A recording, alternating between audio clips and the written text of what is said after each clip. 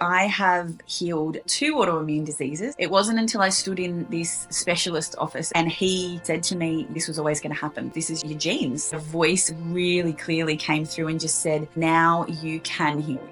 Dr. Bruce Lipton, the cell biologist, uncovered the epigenetic wave. The environment is what changes genes. Your biggest passion is to empower women to become the energetic leaders of their family. It's innately a woman's role. The 4 main motherhood programs that hold us back. You're going to build the authentic you mother, is the mother you want to be. Number 1 is healing. PSYCH-K is the fastest way to change your subconscious beliefs and programs available today. To have held place for people that have had the biggest things happen in their life, and to be able to, in a space of 10 to 15 minutes, they can literally be at peace with these things. That is the power of the subconscious and using the right tools.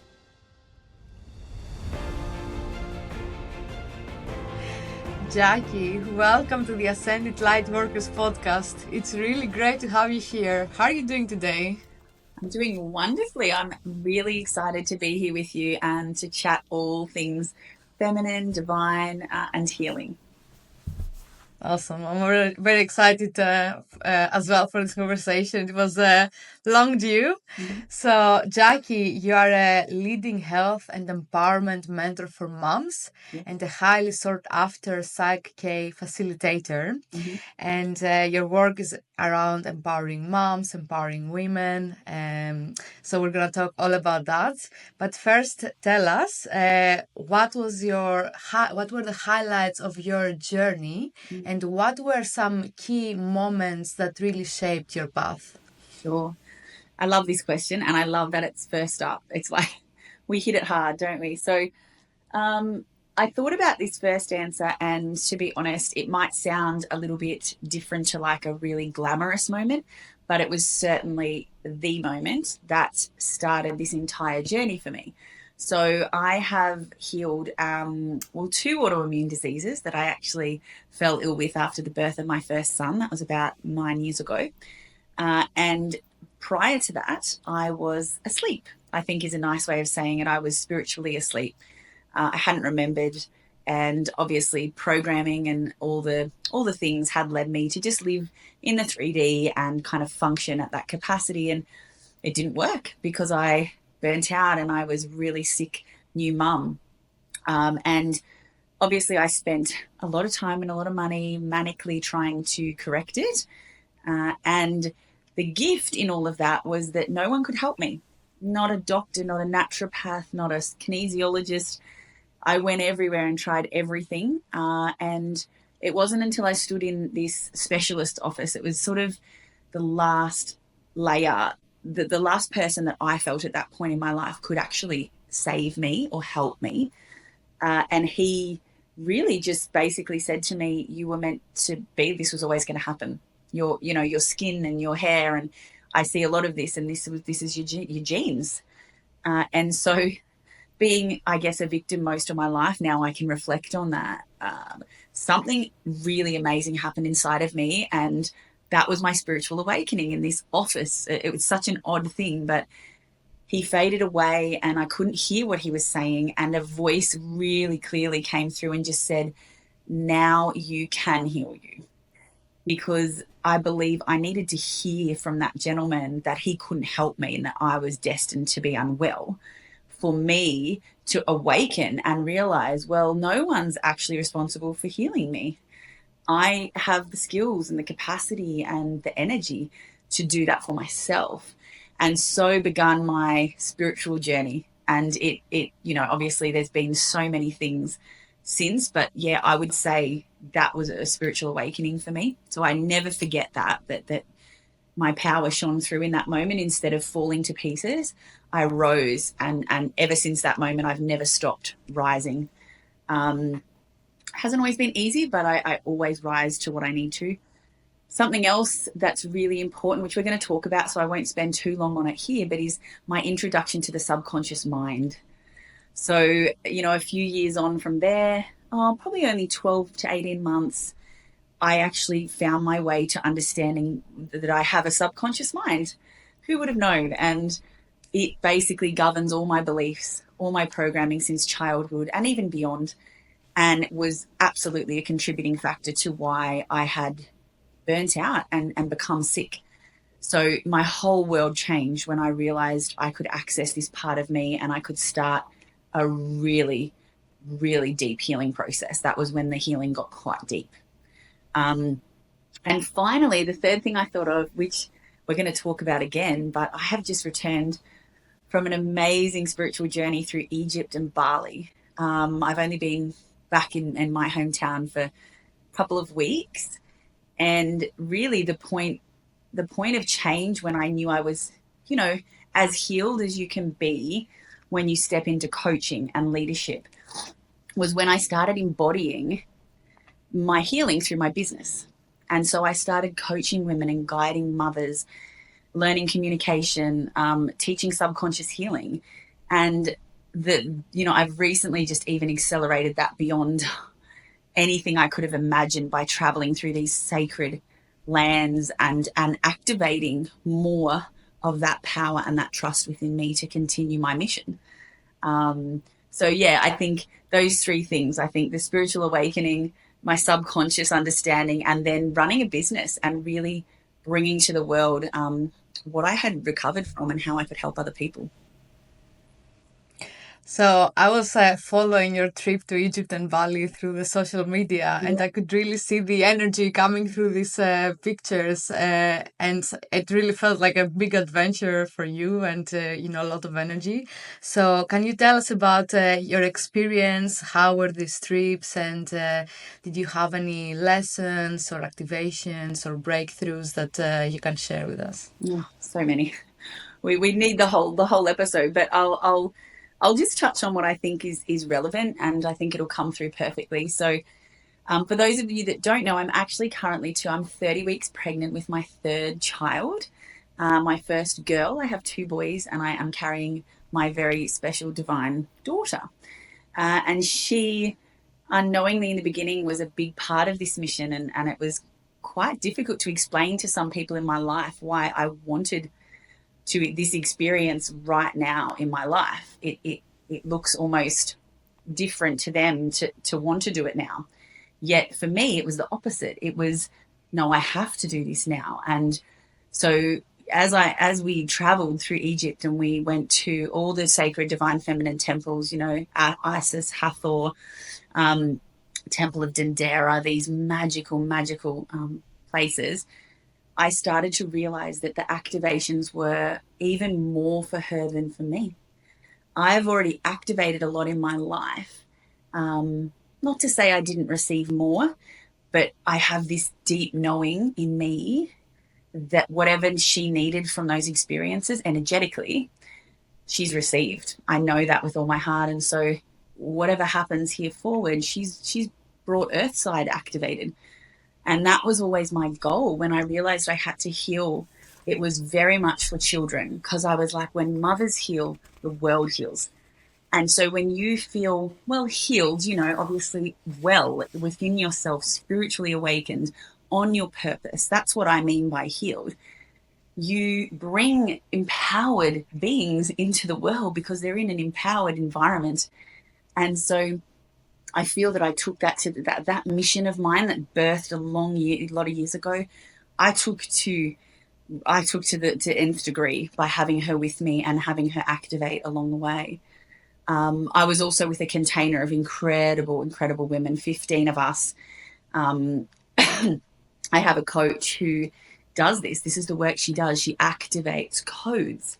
And I do have a lot of training around what that means, but in a short explanation, your codes are just your mission. They're your soul's, I think it's like a constellation, a blueprint that already exists, like a cosmic blueprint that you're carrying, but it's buried, and as we go to these places and we remember the way things have been and what it looked like when consciousness was so awake and people were so incredibly powerful and worked as one, those codes become activated because everything's energy. And that's exactly what I wanted from the experience. And I got more than I could have ever imagined. For me, on a code level, when I talk about that, which was my part of the mission, I bear the Divine Mother codes, and I downloaded them going back a few years, the Divine Mother. It's very Magdalena, it's very Isis Hathor, it's that lineage of women who really did contribute divine feminine to the divine masculine. It was just the story was distorted a lot. And so for me, I just got more and more clarification and upgrades to those divine mother codes, which has allowed me, even in 2 weeks, to come home and build new offerings, more support, take my business, which is my mission, it's my codes in practice, out to the world and to serve more women in that way. And so that was the beauty of Egypt. I mean, floating along the Nile isn't bad, right? We spent 3 Definitely not. Nile River and just taking in that as well, the stars and everything. So it was just a truly magical experience. And I topped that off with running my own activation retreat in Bali and finally just a 3-day retreat with my PSYCH-K family, where I got to further even implement those tools. So, I can't imagine that I didn't go now. And I feel that there'll be unfolding for years to come. And that's required a lot of trust and surrender in me, because a lot of my autoimmune was to do with control and anxiety. And to go from something like that into such a place of trust in, say, 7 years or something like that, even 6 years, is so big. And to know that I might not find out until my daughter is a bit older exactly how it's shaped things. But yeah, I feel deeply satisfied and proud that I did that mission. Sounds like a wonderful experience and very powerful. Okay. And really linked to your biggest passion, which is to empower women to become the energetic leaders of their family. So how does that look in practice? Like how life looks when a woman embodies this role, and what is the impact that it has to her family and her life in general? Oh, I love this topic. And it's really a title that I birthed. Being the energetic leader of your family as a mother was something I realized I stepped into when I had healed a lot of my work and the tools were around me. And so I realized that it's innately a woman's role, actually. Our men provide and they have these skills to fill the container with all the things, the comfortable things, but they're probably not wired to hold that space and to move and shift and really understand everyone on that deeper emotional level. And so what it looks like, to be honest, when people step into this, which happens really quickly in my programs, because it's just like I explained, it's just the space, it's the container. Once someone says yes and a woman's in to my 12-week coaching program, The Energetics of Motherhood, it's immediate. The change in her is so immediate, because just that stepping activates things, yeah? And then as we teach the tools, so it will feel unfamiliar at first, and then eventually it feels really, really innate in you that you're in the right position. But what I want to say about that and what I realized for myself was the tools that I teach is what brings the safety in that position for a mother. To be called an energetic leader with no toolkit, not knowing, how do I do that role? What do I say when my child's having this complete meltdown, or they're struggling, or they're being bullied, or they're unwell, or my husband's emotional world's, depleted? You need to know and understand how energy works, and then have really easy to use tools to move energy. I actually say it's that simple. Like, emotions are just energy, thoughts are energy, beliefs are energy, everything's energy. So when you have this magic toolkit, you become the healer of the family, you become that energetic hub.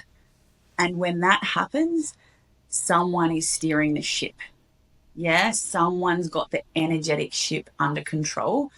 And this brings, to me, thriving in families, because everybody relaxes and they feel held. And it's not a hard job. This is the thing. It's innately who you are. You just need some tools to know what to do in a moment that works with the energy, shifts it, changes a belief or releases trapped emotion, and move forward with your family. And so being an energetic leader is the most rewarding thing as a woman. And I love talking about this topic. Particularly, I've got this other aspect I bring around, this energetic soup, which is all the unseen.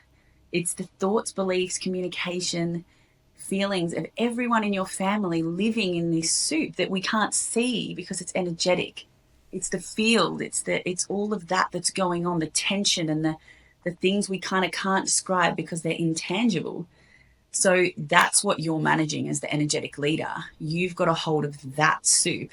And once that happens, as I say, everybody relaxes and you start to see more authenticity, more connection, more harmony, which is what we want as mothers. We really desire it so much. So yeah, it's a beautiful thing. Yeah, like this is super important, and especially in a world where women are highly stressed, and it's really hard for women to relax, to trust, let go, and go with this flow, because it's mostly we have so many things to do and running around all the day and trying to control. So, what are the main blocks that women face in order to get into this state of managing the energy and being more in the flow? Great question. So as I said, it's subconscious and it's belief, it's programming. And this was what I realized when I was, as I said, in control and anxiety and very much operating from my masculine. The to-do list you just mentioned, the non-stop running around trying to 3D manage a household, when where you really need to be is in the energy of the household. And so what I realized once I got awakened to the subconscious mind was that pretty much most mothers are actually programmed by other things other than themselves. So they're programmed by their mothers' mothers, by maybe the church, the religion, maybe it's society that says this is how a mother should look. So there's no choice in that. That mother, when she became a mother, she didn't get to choose a program. She's literally running off the back of old programming that doesn't even really belong to her. And that was my journey. Again, everything I teach is what I've experienced. So what I've really brought together in my program are the 4 main motherhood programs that hold us back, and they are the martyr, the invisible, the fixer, and the perfectionist. So I've kind of brought those programs into categories, and we very often operate across all of them, 2 of them, 3 of them. But at the end of the day, when you have the tools to go in and rewire the program to become, and when I say a program, I mean belief. So I believe that to be a good mother, I have to worry. That if you're not worrying about your child on the playground, or you're not telling them they have to be careful every 3 minutes, then someone's looking at you and looking at your child and judging you, thinking, why are you not worrying? You're not a good mother. That's not the reality. We know how manifestation works and the law of attraction works. The more you focus on something that looks like it might go wrong, it's more likely to happen. Now, that doesn't mean there's not boundaries and there's not beautiful safety, but there's so many belief systems that play out in our behavior as mothers. And so another really cool concept I teach is about becoming the authentic you mother. We talk about this in the program. You're going to build the authentic you mother, is the mother you want to be. What are your beliefs about motherhood? How do you want it to, your relationship with your children to look? How do you want to empower them to believe in, their greatness and the safety of the world, and all the things that probably got taken away from a lot of us because we did just repeat patterns and repeat cycles. So yeah, we build the authentic mother in 90 days, and a lot of it is subconscious healing. So a lot of it is getting into those programs, seeing them, witnessing them, and then deciding what you want instead, and basically just overriding it.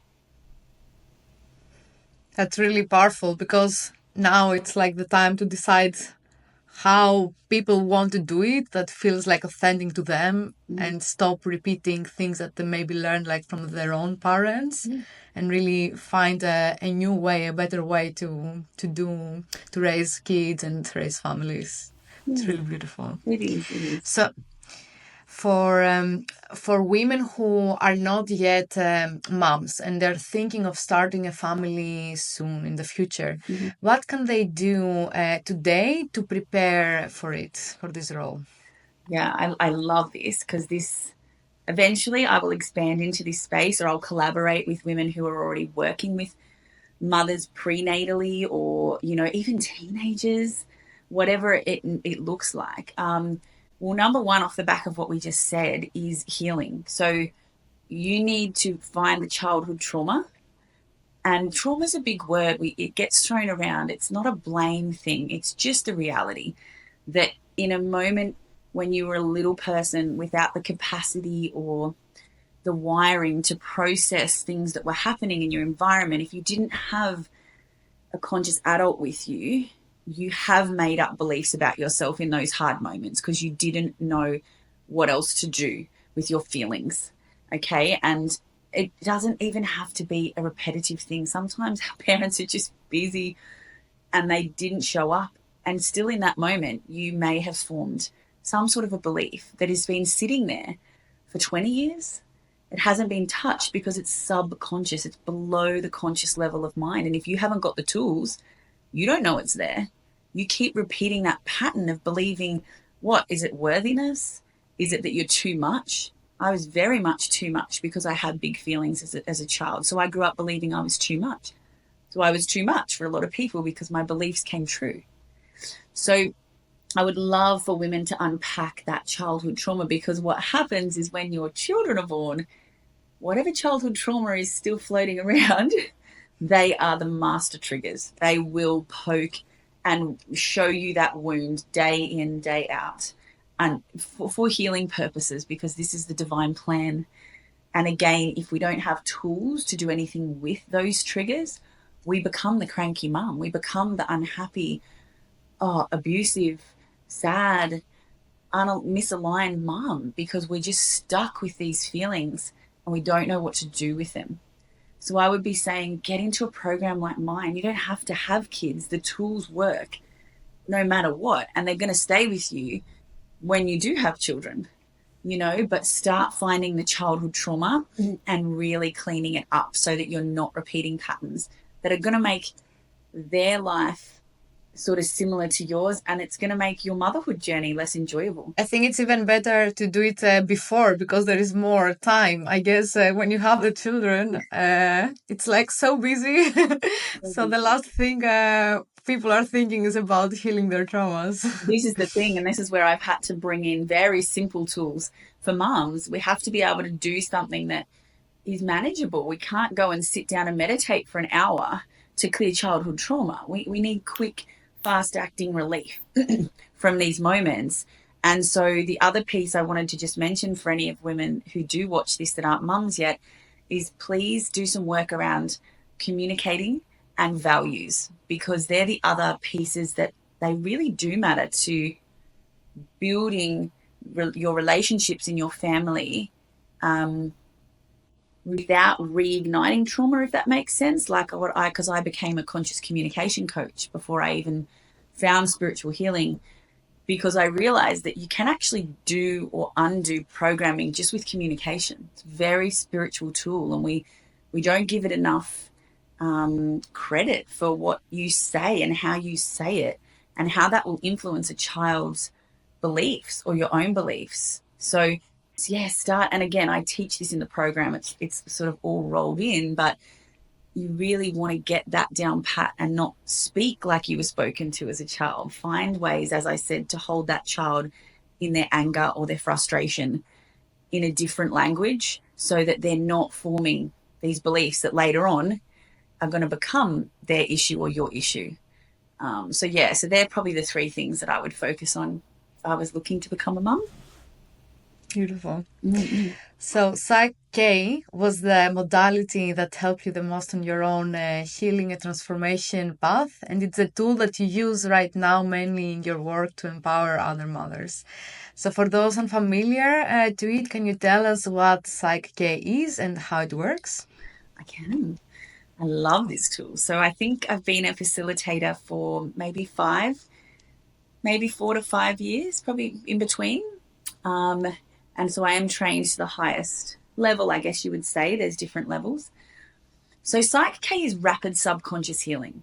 And when I say rapid, it really is, and I say this not just because I utilize it, but it is the fastest way to change your subconscious beliefs and programs available today. And I'm sure things will surpass it, maybe. A very wonderful, well-known advocate for PSYCH-K that some women may know of is Dr. Bruce Lipton.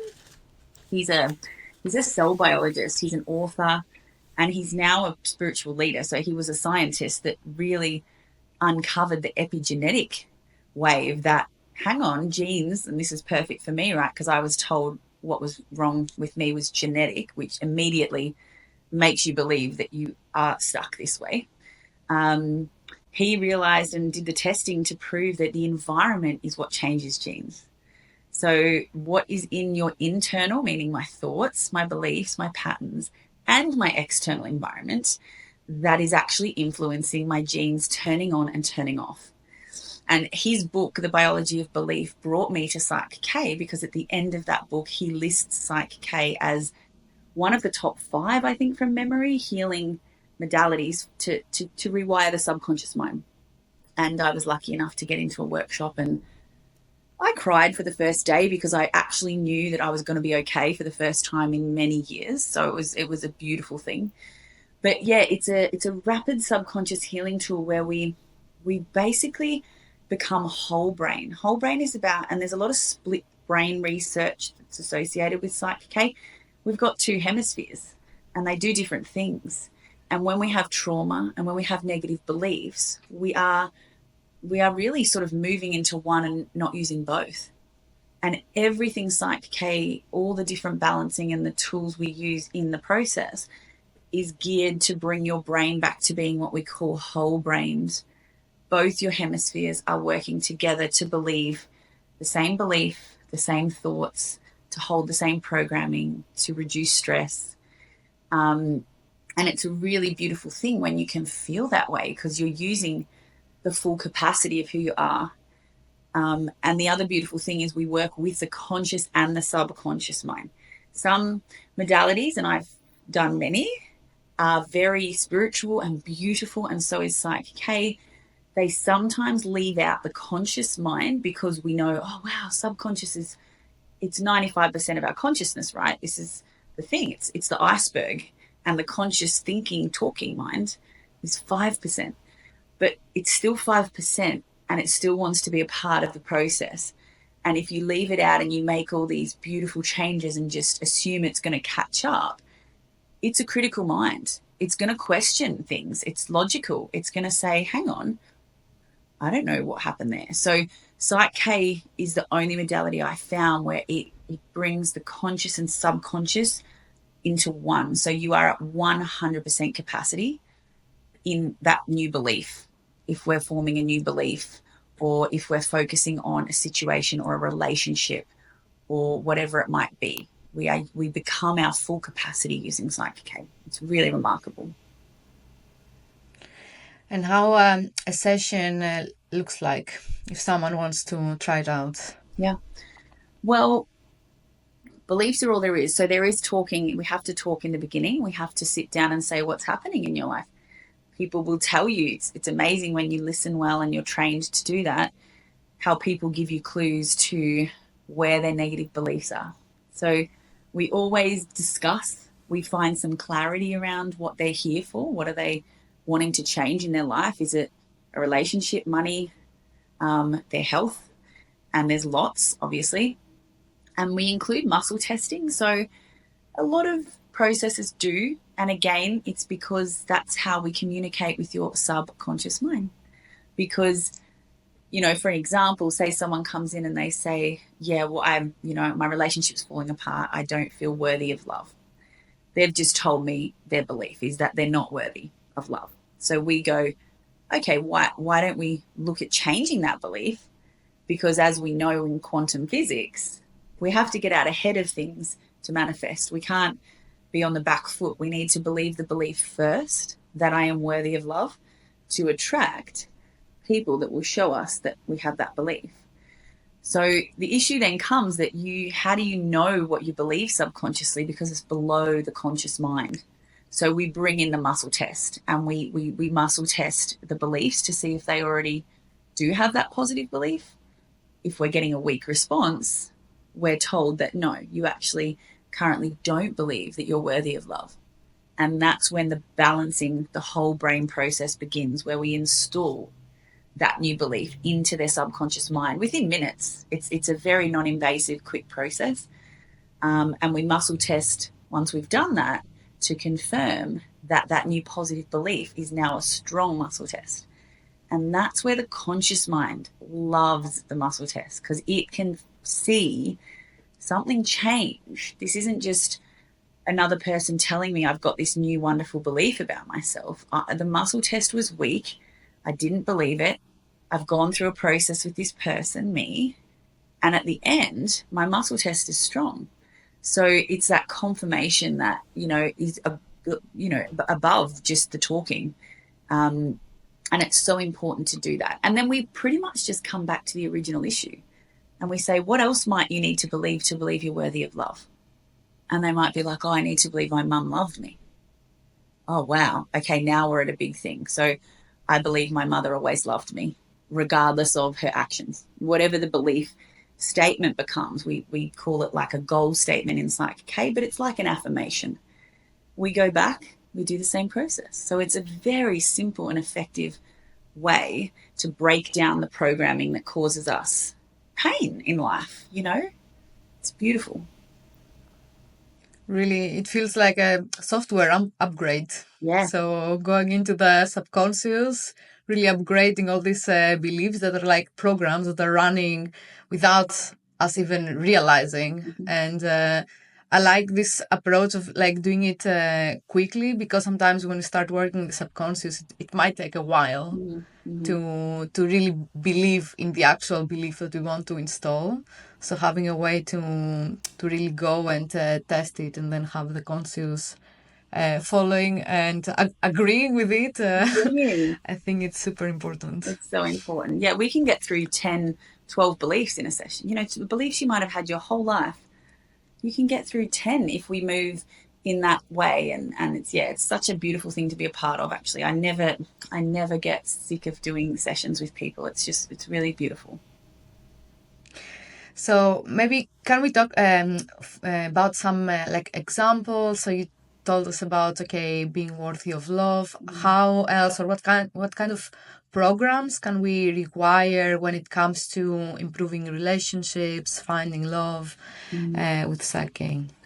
Yeah, well, it's interesting. A lot of, as I just sort of shared, without it meaning to, very often things quickly get back to the relationship with the mother or father when it comes to relationships.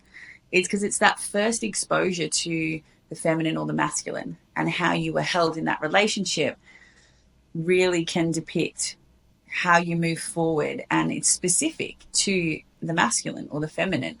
And a lot of women that I work with as mothers have huge blocks around other women, because, look, I believe past life comes into that. I believe there was a lot of things that we're carrying in our DNA cellularly that hadn't been healed, where things were bad, things were hard, and women weren't trusting of one another. And so we have to come back into, how do you want it to be? One of the magic questions in PSYCH-K is, how do you want it to be instead? Leaving behind how it feels and how it was and is, how do you want it instead? Well, I want to collaborate with women. I want to enjoy women. I want to feel safe with women. They're all belief statements. So we build them one by one and we install them. So there's a lot of programming around women and being safe. There's a lot of emotional support lacking when it comes to the masculine. A lot of women, when they come to me, just are saying, my husband can't support me. He never shows up for me. He doesn't know how to hold me when I'm sad. He doesn't give me any of that. And so, again, you've manifested that, which most of the people that get to PSYCH-K, I will say, are at that responsible point in their lives where they know they're creating their life. They're not in victim mode where they're like, my husband's the problem.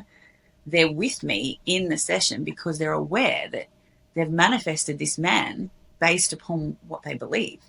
So they don't believe they're worthy of emotional support. I was very much this woman because my dad didn't know how to hold me. His behavior was to ignore something he didn't understand. And he didn't understand the feminine. And I was in my feminine as a little girl and behaving in that innate place of being a big feeler and having things to say and not being quiet. And he didn't understand it, so he ignored it. But I received that as though he didn't love me as I was, as though the masculine couldn't love me beyond understanding me, that I had to then go on this mission to be understood by men my whole life. So I over explained and I tried too hard, and I burnt out in relationships because I didn't feel I could be loved unless I was understood. And so these are some of the patterns that I'm just sharing personal examples, but so many clients, even down to, health and ADD and all these labels, like there are so many behavioral programs that exist in someone who has that label. Now, it's not because there's anything wrong with them, but if they're there, they're telling you, I don't like being like this anymore. I don't feel calm and I can't find peace, and I don't care about a label. That's got nothing to do with it in PSYCH-K. It's about how they're behaving and how it's affecting their body to be that way, and what do they want instead. So I will say it will pretty much always come back to those pivotal years, 0 to 7. Bruce Lipton talks a lot about those years. That is when we are, as you said, a blank computer. There is no conscious filter.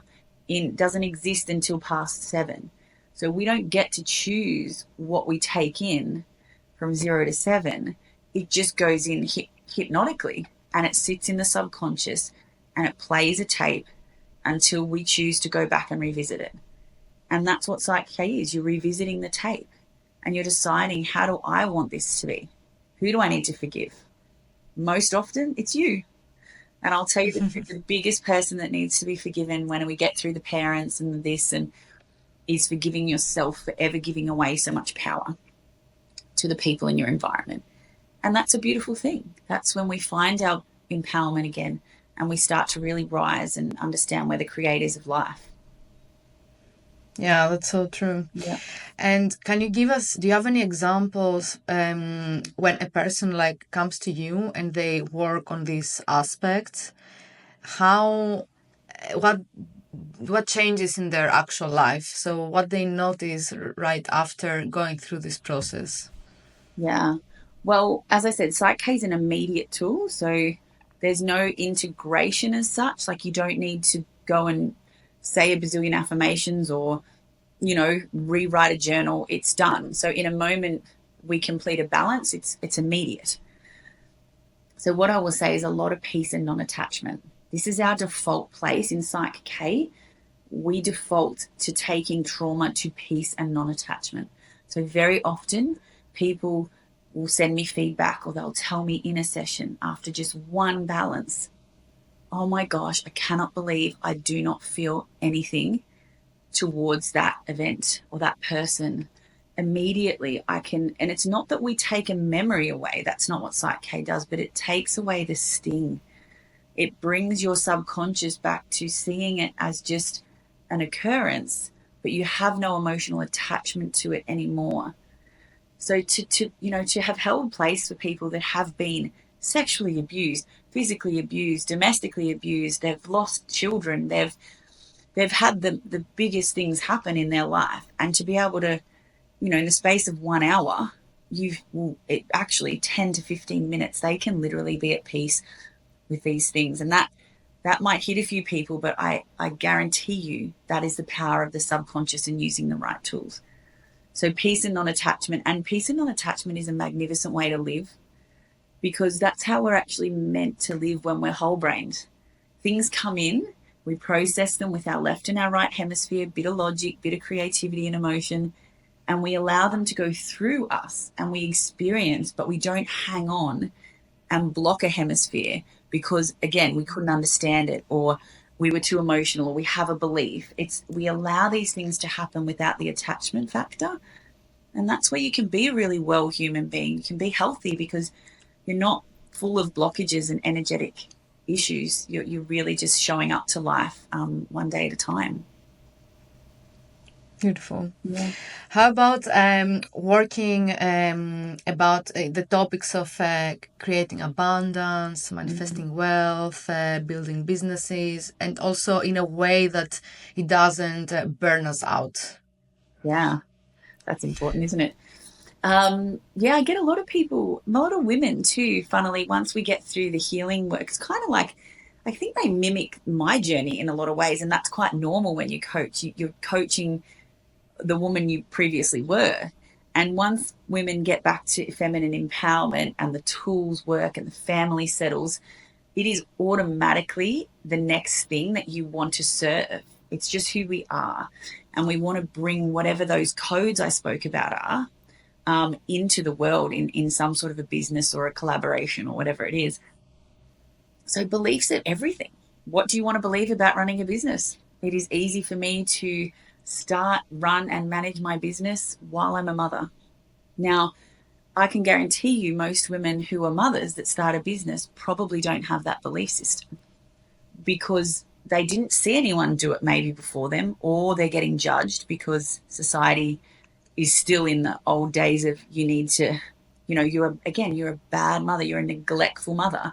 If you put your needs in the mix and you don't just give everything to your children, that's that self-sacrificing martyr program I spoke about. So it's so easy when you just get clear, and I'm very good at this. We just get really clear. The subconscious likes simple, short, meaningful statements.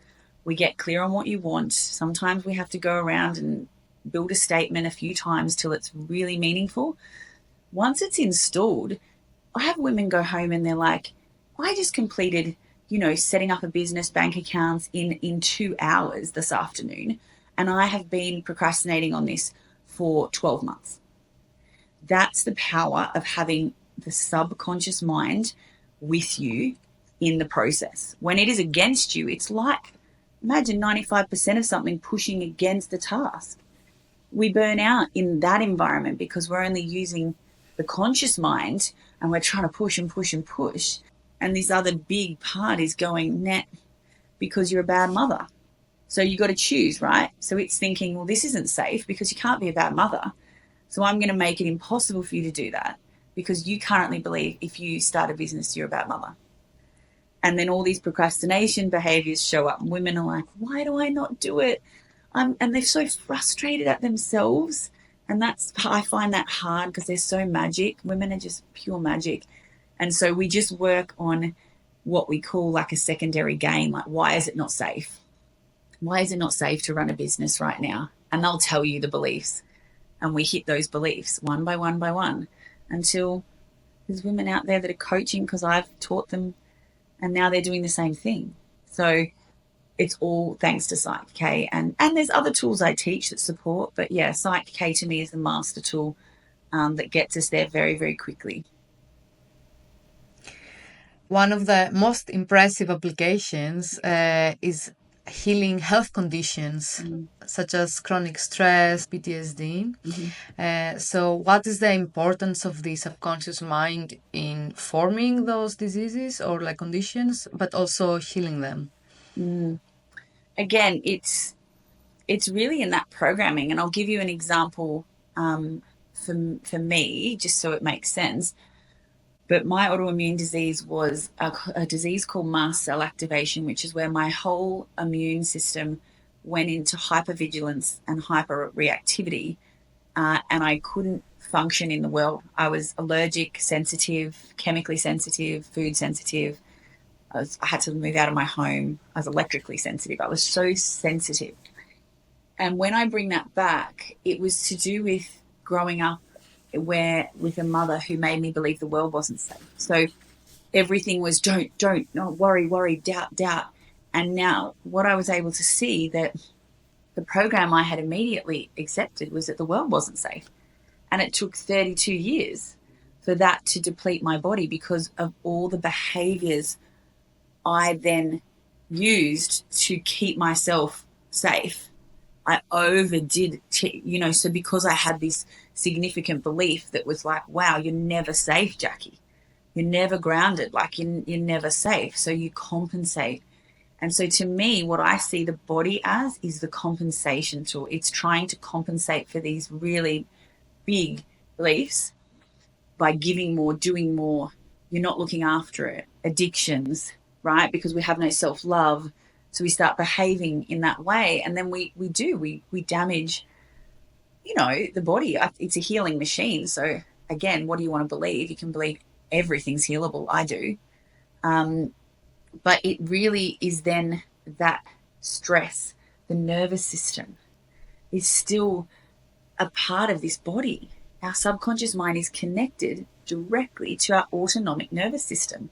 And that is what runs your heart rate, your pulse, your blood pressure, your digestion, everything that happens without you thinking about it. We don't think about digesting food.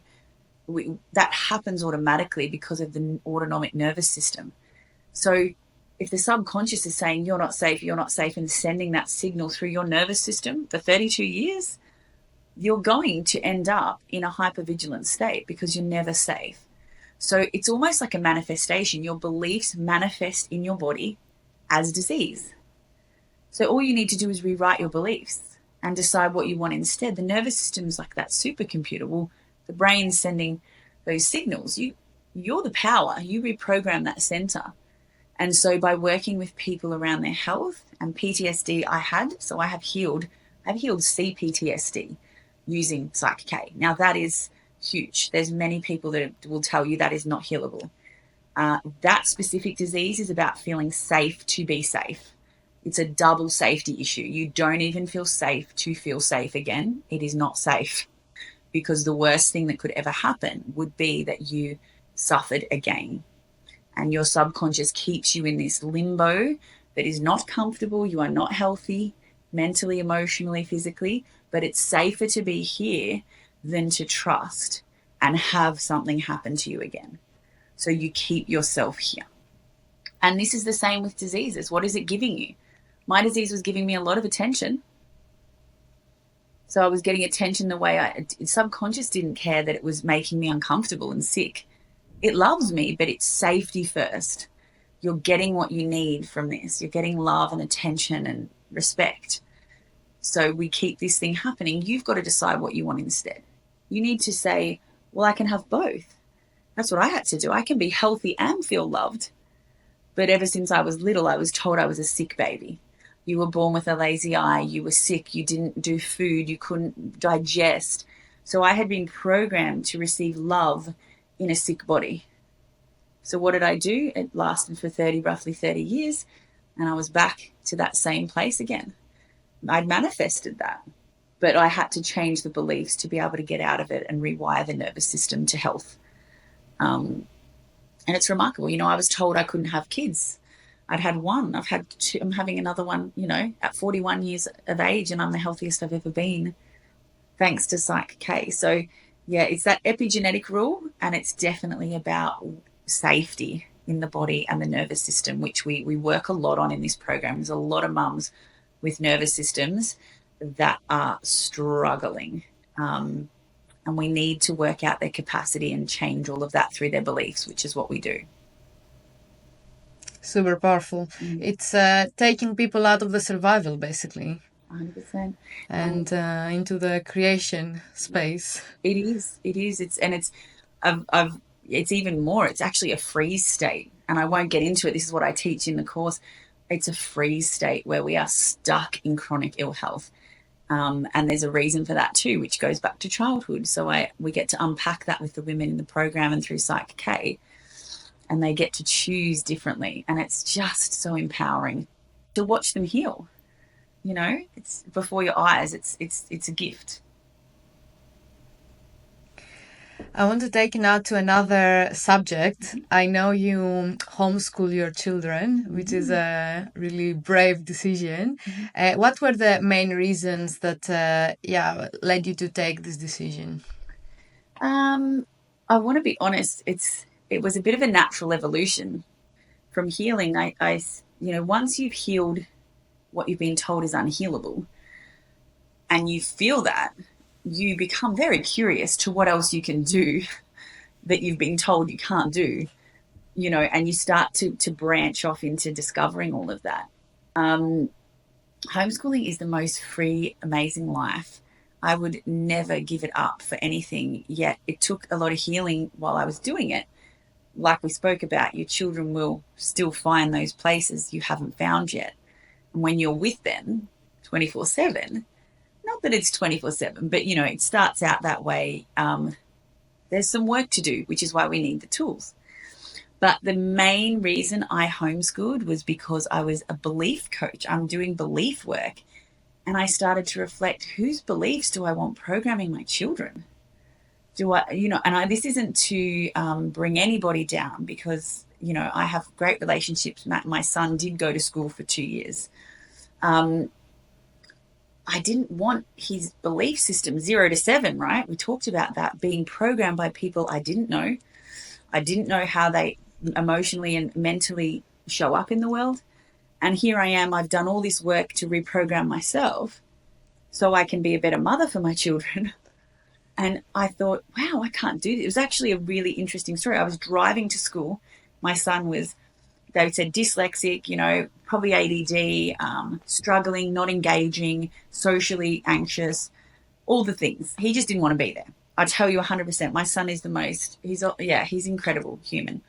He didn't want to be there, and I wasn't listening. And he was showing me with his behaviors. And what I would do is I would take him, I would bring him home, and he would shut down. He'd be so just not himself. And then I would sit using PSYCH-K, because you can actually surrogate for your children using PSYCH-K, where you log in and you help remove stress subconsciously for them. This is what I mean. It's a master tool. It's not just for us, it's for them too. And every night I would clear the stress from his day. And then I would drive him back to school again. And this one day I was like driving the car, and I said, what are you doing? You're making more work for yourself.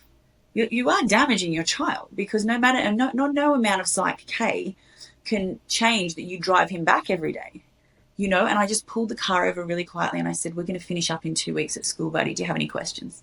It was it was like that spiritual awakening moment where I was so empowered and so relieved that I had done that. And he just looked at me and beamed, like he felt so heard and seen, and it was so healing. And I did everything I said. I went and I said, we're finishing, and we homeschooled, and we've homeschooled for 2.5 years ever since. And he has the most incredible beliefs about himself and the world and spirituality. He's with me. They believe in the quantum. They understand PSYCH-K. I have my kids in the whole brain posture, reprogramming their minds when they're sad, taking ownership. It's a very beautiful life when you take these risks. But I have to say again, the tools is what you need, because when it gets hard, because it will, you want to run back to what's easy, which is having your children babysat, minded when you're feeling triggered and tired. Yeah, I get that. But it's really about knowing that if you have a tool, you can do that work at home with them. You can still leave to go to another room, and you can be the adult and regulate, you know. So yeah, I feel very proud every day that we chose that path. It sounds like it's a basically master tool that you can use for anything you want, like heal yourself, like raise your children, and then it has like so many applications. And to me it feels so, it's like a skill, like anything, like if you learn how to code, how to do marketing, you know, like you learn the skill once, and then you get to use it in your life in all kind of different objectives. Absolutely. What do you think are things that children should be learning at school, but they don't? Yeah, so and I joined the P&C at the school, and I tried to bring my best self there. What's not happening is they're not understanding their own emotional needs and the emotional needs of others. They're not understanding they have a subconscious mind. I was like, when I started doing this work, I thought, this has deliberately been left out of our education as human beings. Why are we learning about how to do algebra, and not that we have a consciousness that is capable of making us sick or well? Like, it just astounds me. And again, you could go off onto why that is. I choose not to, because I always just focus on what makes me feel better. And it's not ignorance, it's just knowing I'm more able to show up in the world in my true potential if I focus on the good. So to be honest, yeah, they're thrown into, it's like a survival situation. It's like, who goes and hangs out with 30 people a day and has to manage their needs and the other's needs and then be a good child and sit still and put your hand up to go to the toilet and don't do anything wrong and don't fall off the playground? And like the amount of pressure these children are put under, it used to sadden me. Like, and I had to, and there were many times I had to have really hard discussions with people and they didn't like it. And I'm still proud I did, because I think, yeah, where's the equality in that? Where are we not teaching them like they're our equal? You know, it's definitely not like that. It's like you're a problem almost. So I think, yeah, a lot of competition gets sparked in that environment when you're looking at the person next to you, as my son did, and can't do the work and he can immediately. What's a belief? Something's wrong with me, you know, so I can't do the same work as this person. Whereas life's not like that. We all do different things together, you know, and we definitely don't hang out with 30 people every day and be expected to get along with everyone. And the other little piece I found spiritually was, you know, there's tribes and really beautiful ancient cultures out there, kind of like Egypt, that believe that every generation that comes after is wiser than the one before. So, like my daughter, she has wisdom I don't have, rather than what the school teaches, which is we know stuff, you don't know it, we teach you, you take that into life. Without that, you know, sort of curiosity around, what do you believe about that? Where's your wisdom on this? You might only be 7, but how can I get you to tell me what you know and honor that? And so I think there's that spiritual aspect that school doesn't even touch on. And I never liked that, because I'm a spiritual woman. And I realized I had one foot in each door. I was like one foot in spirituality, one foot in 3D. And my son's like, where are we? That's not energetic leadership. Do you know what I mean? And here I am teaching it. And I was like, okay, I better walk that talk. And I have ever since. So Especially now with the consciousness rising, I feel like there are new children that are coming that are even more conscious. So I can really see the disconnect between those new souls coming in and then our so old, outdated system. I can really see a clash over there. I think they're just going to overturn it. I mean, I don't know, but I know for a fact, like I run a homeschool hub. I had kids that come here and we have a teacher, and there are so many people in the homeschooling space that were not there that I'm connecting with. And so it's growing. And as mothers get empowered and they change course, these wise little souls, that's the main attachment. It's the mom, it's the dad, it's the family. And it will automatically just become something, a new system where it can be like, this is what I realized in Egypt, you know, the Magi schools, these schools where from 4 years of age, children were taught about meditation and the constellations and how they're part of something much bigger. And so they had this worship about them. They grew up with just this innate knowing that they were an important, soulful being. And I want that. And that's where my homeschooling mission is going to take me, is to building those villages and bringing in my expertise as a spiritual woman to teach children what they need to know, not in a boring, over the top way, in a playful, loving, kind way. So yeah, I can feel there's so many systems being born at the moment, and it will happen quite quickly. I think the timelines are accelerating, that's for sure. Definitely. So if you could rebuild the whole educational system from scratch that you're already doing in a way, how would you go about educating and raising children in a new, more conscious way? Yeah. That's a good question. I mean, I don't know, because I feel like it's just such a rebirth. It'd have to be from scratch.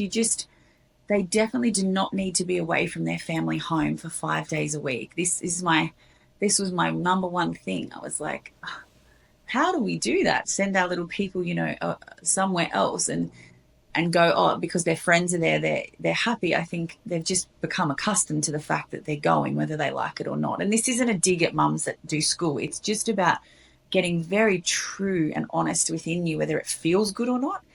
And I know life's busy, and I know there's finances and there's commitments, but then it's about values. What do I value the most here? What can change in our existing space so I can show up in a different way for my kids? So it would be a lot less. It would be a lot more play based. They wouldn't start anywhere near as young. I sent my son to school at 4 years old. He'd only been on earth 4 years. And here he was sitting in a classroom. It was like, I think back and I'm like, wow, I was still asleep, in many ways. So they'd just be attached securely. And I think it would be such a community thing. My son goes to bush schools now where these beautiful Aboriginal elders sit in circle with these kids and talk about their feelings. And like, there's a problem. Let's sit in a circle, get it sorted. That needs to be in the education system, and the beliefs need to be in the education system before anything else. The rest, the brain never stops learning. I'm actually releasing a homeschooling course with my mentor this month, the 30th of April. It's called Freedom to Flourish, and it's homeschooling with heart and community. And we've come together. She's a Montessori ex-teacher, and I am a homeschooling mother who does healing. And we have built this program for women to step into this space and to see how easy it can be when you have the support of a village. And so at the moment, it's very segregated in schools. Everyone's separate. And I just think that's going to change. It's going to be in an environment where the mums come and the dads come and use their skills to teach, and it's just as valuable as someone who's got a teaching degree, because the bottom line is the brain doesn't stop learning. You will learn to read and write. It will happen. And that fear that we have about that is actually not valid. That's programming. My son's only just started reading now at 9. He's reading. I knew he would. Everyone wanted me to panic, and I never did, because I trusted. So I think, if I could rebuild, I'd have a collaborative community, and I'd start with their beliefs and their emotional world, and everything else would come second. Full trust in them and how wise they all are. So. Very powerful. Really great work that you're doing, and looking forward to how this is going to evolve, because I have a feeling it's gonna really go that direction in a more like mainstream, or like more people are going to embrace this. Very much. What is your mission? Oh, my mission. My mission is really to allow people to heal themselves and free their children. That's where I began, and that's where I think I always come home to. When you heal yourself, you free your children. And when we free our children, we contribute to a whole new consciousness. Because when children aren't spending 15 years healing their trauma because you showed up as an energetic leader and you held a space that was just beautiful, they are going to push the limits of everything we know as humanity, and they're going to rise, and the consciousness of the planet's going to increase. And I think when you talk to spiritual people, most of them, that's what they're curious for. It's like we were talking in Egypt about Atlantis and Lemurian. PSYCH-K is actually born out of Lemurian concepts, like Lemuria. That's when all of society was conscious and awake. Like they lived in ways we can't really touch or see yet. That's what my mission is that I'm here to teach women the healing so their children are free to explore that more. So it's big, but the more I change my beliefs and I own it, it's not so far. Really beautiful. So if you have one new belief or habit that people could adopt today that would have the biggest impact on their life, what would this be? Trust in your leadership as a woman, that innate, that energetic leadership. Explore it. Reach out to me. Ask questions about it. If you don't understand it, I know there's a feeling inside of you that's drawn to it, because that's what most women say to me. That word, when you said that, it spoke to some part of me. Know that the energetic leadership is what the world needs right now, more than anything, because that's the first thing I ever became that has led me to homeschool, to build coaching programs, to support women. It's step one. So yeah, I would love for women to reach out or explore themselves what that looks like for them to be an energetic leader, live in the quantum and the energy rather than the 3D rat race, where we know we can't make it work. We're just afraid and under supported to really launch ourselves into that space. So that's what I'm here for. Beautiful. Yeah. And our platform is called Ascended Lightworkers. What ascension means to you? Ooh. Ascension's like a ladder to me. I used to run to try and get to where I wanted to be. Ascension's really graceful. Ascension is, I almost think Christ. Like I think that graceful ascension, where the stars align for you.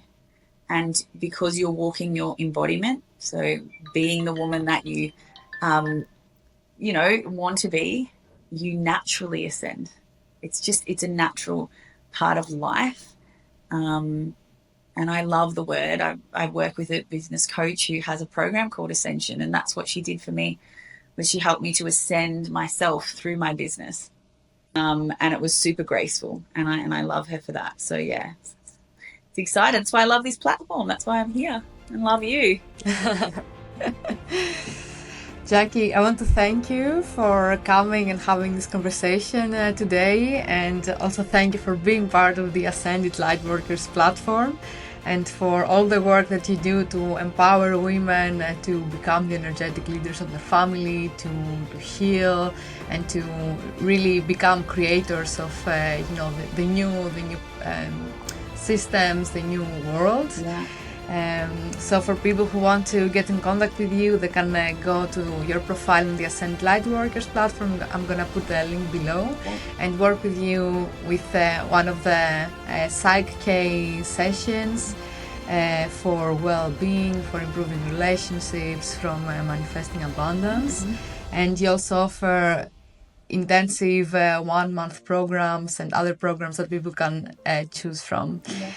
And if people like this conversation, please like and subscribe to our channel. Until the next time, my friends, keep spreading your light. Jacqui, thank you so much. Thank you, beautiful. I appreciate it.